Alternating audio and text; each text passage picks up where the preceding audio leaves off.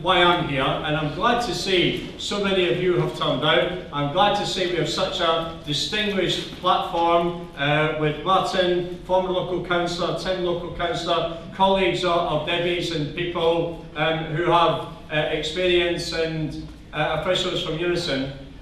When I read about what was happening to Debbie, I was quite concerned, and I have written to One Community Housing and to One Island Homes because I've been in the position myself.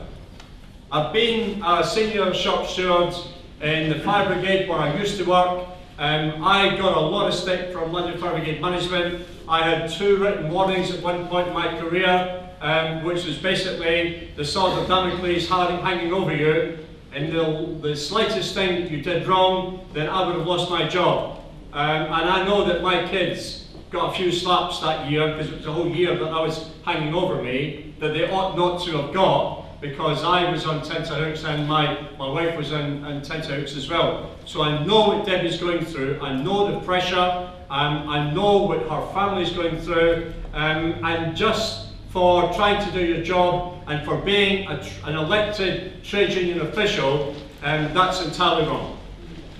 Second thing I'd like to say is very straightforwardly that there are procedures to go through, and the explanation and the description that John has given of the allegations against Debbie don't, in my view, stand up to serious misconduct, gross misconduct, when there are other people in the organisation who've gone away. And I know that One Community Housing and One Island Homes has failed to deliver for people on the island. I've been working with Maggie and with other people on the previous boards and on the interim boards, and residents and tenants who are not on any boards but are concerned that they haven't got the new kitchens or the new bathrooms or the new windows, or they haven't got local control over housing, which is what was promised and what we expected. I can see it working in Poplar, on the Teviot, in the Aberfeldy with Harker. I can see it working in Shadwell with Terhammonds Community Housing. I can see it working on British Street and English Street with East End Homes. I can see it working with Gateway, with Swan, with other RSLs. I have made complaints against One Island Homes, previously Toynbee Island Homes, the umbrella organisation being One Community Housing.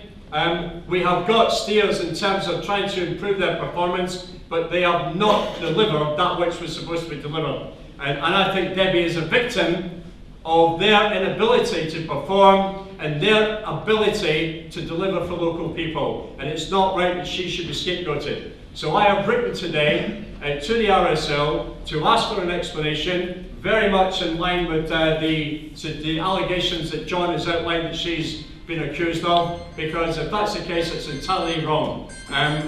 Obviously, I hope that natural justice will prevail and we can get Debbie reinstated. I will support her all the way through the system to make sure that she gets the justice that she's entitled to. And I just wanted to be here tonight as a gesture of solidarity to her and local residents, as well as the other good speakers on the platform. So thank you very much for the invitation.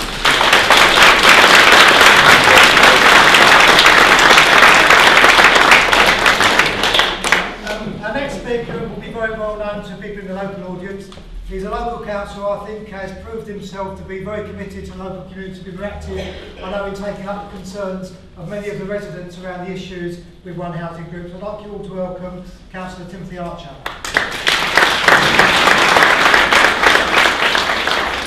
Thank you, John, and thank you very much for that warm welcome. I guess the first thing to say is, those of you who don't know me, but I recognise most of the faces here in the hall this evening. I'm Councillor Tim Archer, one of your Conservative councillors on the Isle of Dogs, and I represent Blackpool and Cubic Town Board, just the other side of the island.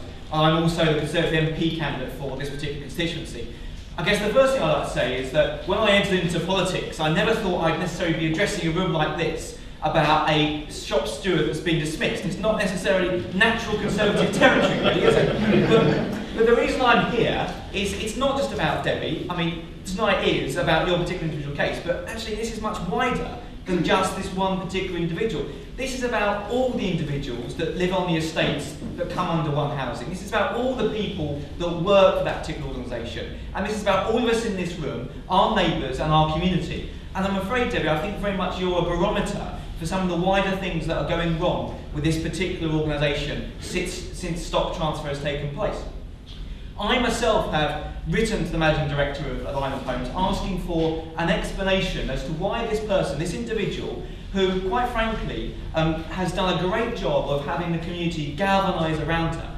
I mean, I think the Isle of Dogs, if we know our community well, we know that we're a community of people that like to get going and like to support one another when we can see something wrong happening.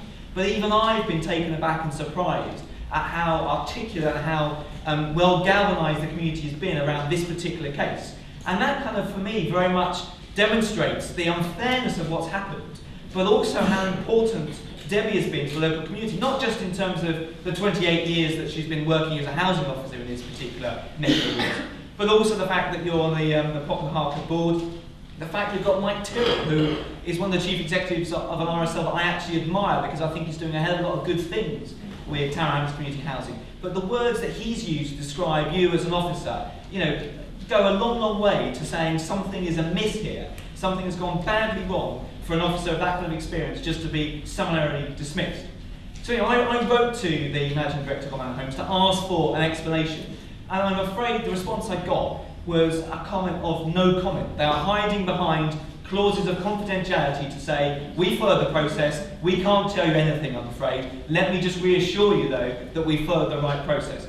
Well, I'm afraid I'm not reassured by that, because nothing I see, I'm afraid, of One Housing anymore reassures me that any of their processes are being followed. As a local councillor, and just to move on a bit from Debbie's individual case, but as a local councillor, I and my colleagues are literally being swamped at the moment with casework around One Housing.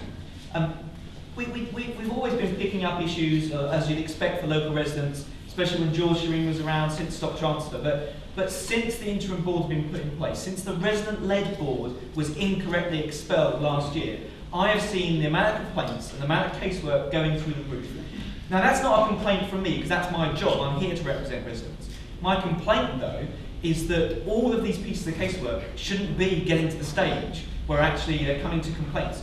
They shouldn't be getting to the stage where I am actually representing residents at appeal hearings using the complaints process. It's unknown, I think, for councils to have to get involved to that level of detail with complaints that should be being resolved at first touch, or even shouldn't be getting to the stage of being a complaint at all.